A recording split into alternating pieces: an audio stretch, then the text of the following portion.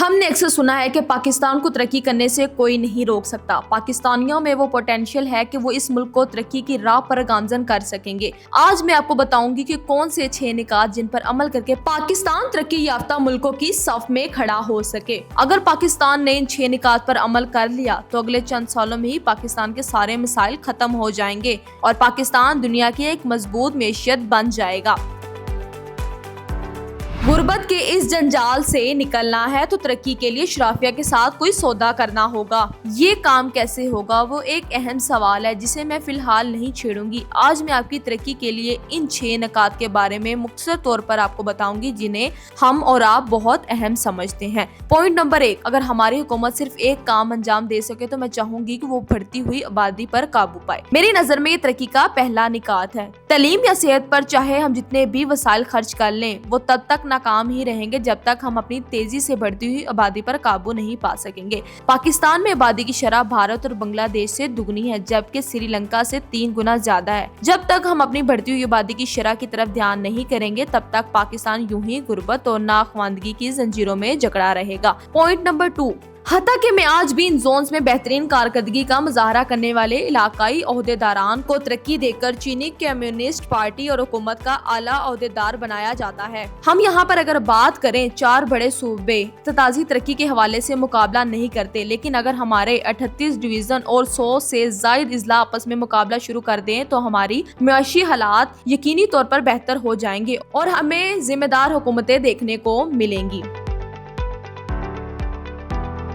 صوبائی حدود کو برقرار رکھنے کے لیے ہمیں صرف اس بات کا خیال رکھنا چاہیے کہ ہر ڈویژن کا ایک منتخب کمشنر ہو اور ہر ضلع کا ایک منتخب میئر ہو جن کے پاس اختیارات موجود ہوں اور وہ ذمہ داریاں باقاعدہ طریقے سے ادا کر سکیں۔ اور یہاں پر اگر ہم بات کریں پوائنٹ نمبر 3 کی، مطلب میری نظر میں تیسرا نکات یہ ہے کہ اپنی چادر دیکھ کر پاؤں پھیلانا۔ عوامی ترقیاتی منصوبوں کو بڑے بین الصوبائی منصوبوں تک محدود کر دیا جائے۔ دفاع سمیت موجود اخراجات کی شرح کو مہنگائی کی شرح سے کم کر دیا جائے۔ سب سے اہم بات یہ ہے کہ ضلعی سطح 5 سالوں میں ہونے والی ادائیگیوں کو موجودہ 57.5% سے کم کر کے تقریباً 40% تک کر دیا جائے۔ ساتھ ہی اس کی کمی کو پورا کرنے کے لیے مقامی حکومتوں کو بھی اپنی آمدنی بڑھانے کی اجازت دینی چاہیے۔ یہاں پر بیرون ملک سے قرضے لے کر اور نجی سرمایہ کاری سے مالیاتی خسارے کی نقصان کی ادائیگی کی جاتی ہے۔ کوئی بھی قرضہ نہیں لینا چاہتا لیکن قرضہ لینا پڑتا ہے اور پھر اس کے نتائج کرنٹ اکاؤنٹ کی صورت میں سامنے آتے ہیں۔ اس لیے ہمیں مالیاتی اور شرح مبادلہ کی ایسی پالیسیوں کا انتخاب کرنا چاہیے جس سے کرنٹ اکاؤنٹ میں توازن قائم کیا جا سکے۔ چوتھے نکات کی اگر ہم بات کریں تو میری نظر میں چوتھا نکات یہ ہے درآمدات کے برعکس برآمدات کے فروغ کے لیے پالیسی سازی ہونی چاہیے۔ ہماری برآمدات 3 اہم وجوہات کی بنا پر قائم ہے۔ ایک یہ کہ ہم مناسب نرخوں پر توانائی کی بلا تعطل فراہمی نہیں کرتے۔ دوسری یہ کہ ہمارا ملک غیر ملکی خریداروں کے لیے محفوظ نہیں سمجھا جاتا، جبکہ تیسری وجہ یہ ہے کہ ہماری کمپنیاں محفوظ مقامی منڈیوں میں فروخت کو ترجیح دیتی ہیں۔ پہلی 2 وجوہات کا سبب تو پچھلے 20 سالوں سے واضح نظر آ رہا ہے لیکن پھر بھی آج اس پر عمل درآمد نہیں ہو رہا، جبکہ تیسری وجہ کا حل یہ ہے کہ ان کمپنیوں پر اضافی ٹیکس عائد کر دینے چاہیے جو اپنی فروخت کا ایک چھوٹا سا حصہ بھی برآمد نہیں کرتے، جبکہ انہیں تو کسٹم ڈیوٹی میں بھی رعایت حاصل ہوتی ہے جو مقامی صنعت کاروں کو تحفظ فراہم کرتی ہے۔